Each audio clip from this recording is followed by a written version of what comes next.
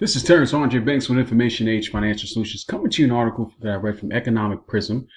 Not a place that I visit frequently, but when they have good articles, you can't turn it down.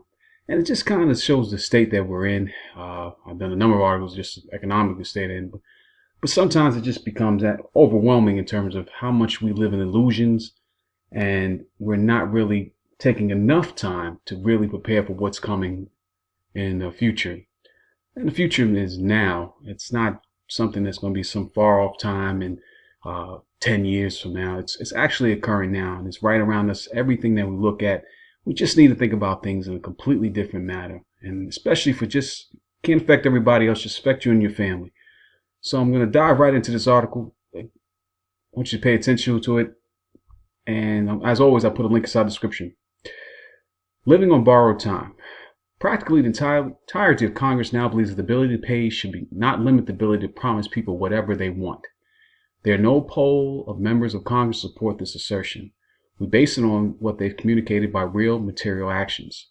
Remember, per the Constitution, Congress, and in particular the House of Representatives, is vested with the power of the purse.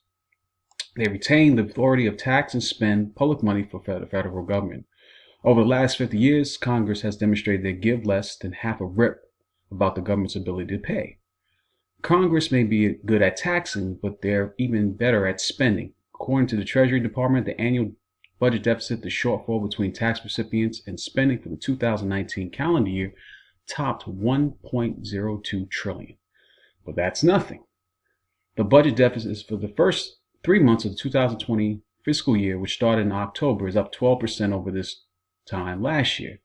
Specifically, the deficit for the first 3 months of the 2020 fiscal year is $357 billion. At this rate, the annual 2020 fiscal year, the deficit eclipsed $1.4 trillion. The deficit, of course, is funded with Treasury debt, and since mid-October, nearly half the Treasury debt has been purchased by the Federal Reserve. If you recall, starting in mid-October, the Fed began conjuring money out of thin air at a rate of $60 billion a month for the sole purpose of buying treasuries. Over the next decade, as debt and deficits go vertical, more and more of the Treasury's borrowing will be financed via the printing press. Here's why. Inverted pyramid. New U.S. Census figures show that the U.S. population is growing at an annual rate of 0.48%. If it wasn't for immigrants, which are entering the USA at a reduced rate, the U.S. population would be in decline. Business Insider offered several anecdotes. The census data capped 10 years of sluggish U.S. population growth. The 2010 may enter the record books as the slowest decade in population growth since the first census in 1790, and low fertility rates and an increase in deaths are projected to continue into the 2020s.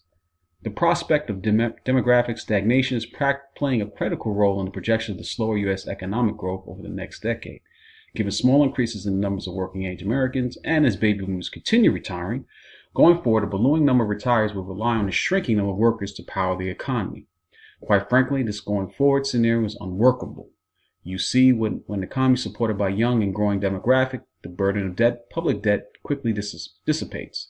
At the local level, long-term municipal bonds are issued and then repaid by a larger and more prosperous tax base. Public pension funds also work reasonably well when supported by a growing workforce. But as the economy ages and growth stalls, the legacy cost becomes insurmountable. In fact, the age demographic transitions from a well-functioning pyramid with a large base of workers supporting a small tip of retirees to a top-heavy inverted pyramid. And this is where lies the biggest issue.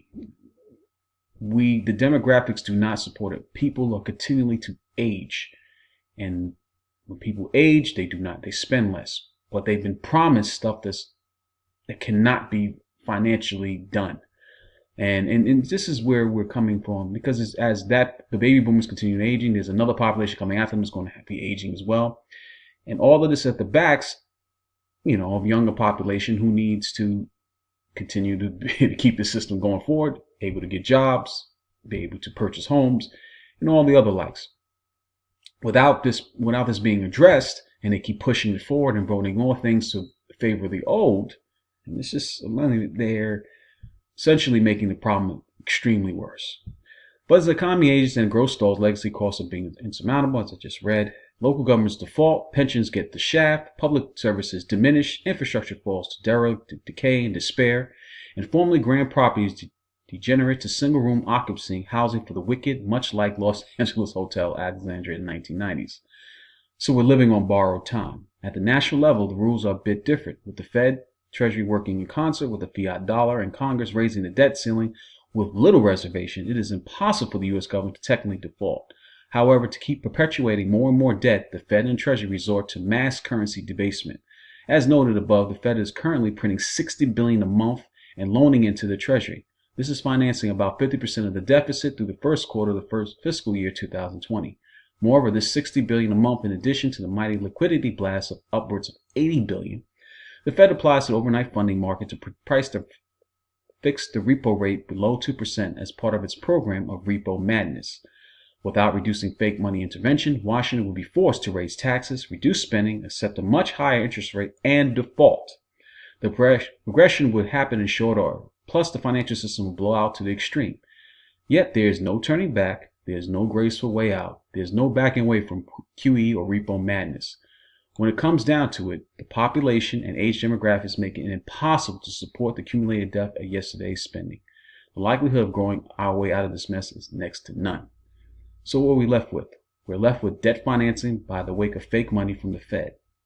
Make no mistake, we're living on borrowed time. The day will come when the cost of debt monetization exceeds any benefits. That's when those costs will be paid with ruinous price inflation. And as it happens, ruinous price inflation is very costly. Yes. Eventually, the money printing will come to our regular economy, and goods and services, if they're already not high enough, they will continue to increase. And then people will continue to be taking on so much debt to sustain our lifestyle. Eventually that will collapse too. And the quality of living for people will decline as a whole. I'm not trying to be grim in this kind of conversation, but when you put things out and you have articles like this that really just point to the truth, we should be thinking about things differently.